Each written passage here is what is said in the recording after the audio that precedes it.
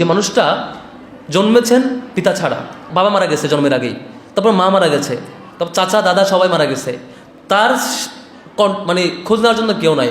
আবার সেই মানুষটা যখন 40 বছর বয়সে মানুষকে দাওয়াত দিল, তখন দেখা গেল যে সেই সময়টাতে তিনি টর্চারের শিকার হইলেন। তার সামনে তার অনুসারী সুমাইয়া রাদিয়াল্লাহু তাআলা আনহাকে বর্ষা মেরে হত্যা করা হচ্ছে, বলতেছে সবর করো, এটা প্রতিরোধ করতে পারে নাই। আবার এই মানুষটা বলছে আল ইয়াউমা আকমালতু লাকুম দীনাকুম ওয়া আতমামতু আলাইকুম, তিনি বলছেন যে আল্লাহর পক্ষ থেকে আয়াত আসছে যে আজকে আমি তোমার জন্য দিন পূর্ণ করে দিলাম, ওয়া আতমামতু আলাইকুম নি'মাতি ওয়া রাদিতু লাকুমুল ইসলাম দীনা। পরে মানে শেষে আল্লাহ বলছেন, স্টার্টিং হচ্ছে আপনি জাস্ট কালিমার দাওয়াত দিচ্ছেন, স্পিরিচুয়াল দাওয়াত, যে তুমি আল্লাহরে গ্রহণ করো, সেখানে অ্যাটাকটা আসলো, আপনি ফিনিশিং করছেন যে পুরাই জীবন ব্যবস্থায় তোমার দিয়ে দিলাম।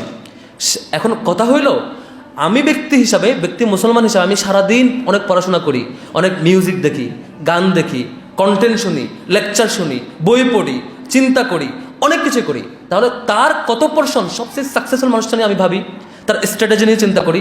আমি তো বেস্ট হইতে চাই, আমি বেস্ট হলে বেস্ট মানুষকে ফলো করব। আমি যদি সমাজে কিছু জিনিসকে অ্যাড্রেস করতে চাই, কীভাবে অ্যাড্রেস করতে হয় সেটা শিখবো। তাহলে যে মানুষটা সবচাইতে পারফেক্টলি অ্যাড্রেস করেছেন, সবচাইতে ফাংশনিং ওয়েতে অ্যাড্রেস করেছেন, যার লিগেসি সবচাইতে বেশি সময় টিকেছে, তাকে কি আমি জানার চেষ্টা করেছি? আমি ফিল করি না যে আমি গত এই আমার 25 বছরের জীবনে আমি কি আদৌ কখনো টার্গেট করে সময় কাটিয়েছি তার লাইফটা জানবো। আপনি নিজে কল্পনা করেন আমি কয়টা রাসূল সাল্লাল্লাহু আলাইহি ওয়াসাল্লামের জীবনী পড়েছি। আমি এভাবে বলি যে রাসূল ইসলামের যে শুধুমাত্র ঘটনা জানে, ইন্ডিভিজুয়াল ঘটনা, শুধুমাত্র যুদ্ধের ঘটনা, কেস, ইন্ডিভিজুয়াল কেস, তিনি রাসূল সাল্লাল্লাহু আলাইহি ওয়াসাল্লামকে বুঝতে পারবেন না। বুঝতে হইলে তার স্ট্র্যাটেজি শিখতে হবে, কীভাবে মাল্টি ডাইমেনশনকে তিনি অ্যাড্রেস করেছেন, কীভাবে কমপ্লেক্সিটি ফেস করেছেন, কীভাবে সোসাইটি থেকে তিনি রিড করার চেষ্টা করেছেন এবং সেটা সলভ করেছেন। দুর্ভাগ্য হইল আমরা কালচারালি এমন যে একটা জায়গা ছিলাম, আমাদের হল পর্যায়ে সেগুলো আয়োজন হইতে পারে নাই।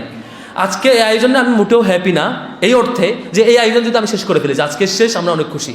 আমরা হ্যাপি হব তখন যখন আজকে এখানে যে আপুরা আসছেন, সে আপুরা আমাদের জায়গা থেকে এই মানুষটারা জানার চেষ্টা করব, যে মানুষটারা আমরা মুহাম্মদ বলে ডাকি সাল্লাল্লাহু আলাইহি ওয়াসাল্লাম, এই মানুষটা আমরা জানার চেষ্টা করব।